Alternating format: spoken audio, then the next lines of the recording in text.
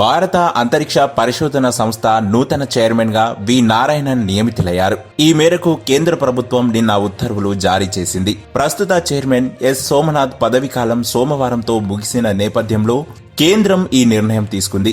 ఈ నెల 14న నారాయణన్ బాధ్యతలు స్వీకరిస్తారు. ఈ పదవిలో ఆయన 2 ఏళ్ల పాటు కొనసాగుతారు. నారాయణన్ ప్రస్తుతం ఇస్రోలో లిక్విడ్ ప్రొపల్షన్ సిస్టమ్ సెంటర్లో డైరెక్టర్గా పనిచేస్తున్నారు.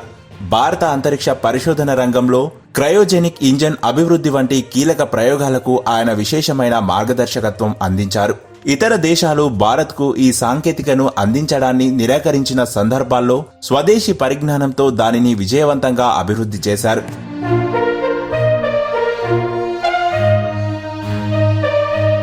ఇస్రో చైర్మన్ గా నియమితులైన సందర్భంగా నారాయణన్ మాట్లాడుతూ, భారత అంతరిక్ష పరిశోధనకు ఒక స్పష్టమైన దిశ ఉంది.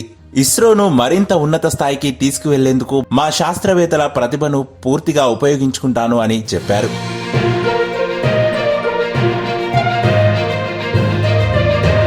ఇక వి నారాయణన్ స్వయం కృషితో ఇస్రోలో అత్యున్నత స్థాయికి ఎదిగారు. 1984లో ఇస్రోలో చేరిన ఆయన రాకెట్ ప్రొపల్షన్ అంతరిక్ష నౌకల రంగంలో విశేషమైన నైపుణ్యాన్ని చూపారు. 2018లో ఎల్పిఎస్సి డైరెక్టర్ గా నియమితులైన తర్వాత ద్రవ సెమీ క్రయోజెనిక్ ఇంధన సంస్థల అభివృద్ధిలో కీలకమైన మార్పులు తీసుకువచ్చారు. ఇవి భారత అంతరిక్ష ప్రయోగాలకు మరింత ఊతాన్ని ఇచ్చాయి.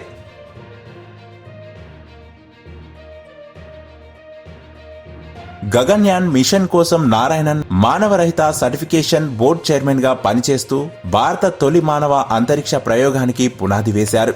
నారాయణన్ విద్యా ప్రస్థానంలో కూడా విశేషమైన ప్రతిభను ప్రదర్శించారు. తమిళ మాధ్యమ పాఠశాలలో చదివిన ఆయన ఐఐటి ఖరగ్పూర్ లో క్రయోజెనిక్ ఇంజనీరింగ్ లో ఎంటెక్ పూర్తి చేశారు. ప్రథమ ర్యాంక్ సాధించి సిల్వర్ మెడల్ పొందారు. ప్రస్తుత చైర్మన్ ఎస్ సోమనాథ్ నేతృత్వంలో చంద్రయాన్ 3 విజయంతో అంతరిక్ష పరిశోధనలో భారత్ కొత్త అధ్యయనాన్ని ప్రారంభించింది. చంద్రుడి దక్షిణ ధ్రువంపై రోవర్ను దించి ప్రపంచంలోనే ఆ ఘనత సాధించిన మొదటి దేశంగా భారత్ చరిత్ర సృష్టించింది. వి నారాయణన్ బాధ్యతలు స్వీకరించిన తర్వాత భారత అంతరిక్ష పరిశోధన సంస్థ తమ ప్రగతిని మరింత వేగవంతం చేస్తుందని నిపుణులు అభిప్రాయపడుతున్నారు.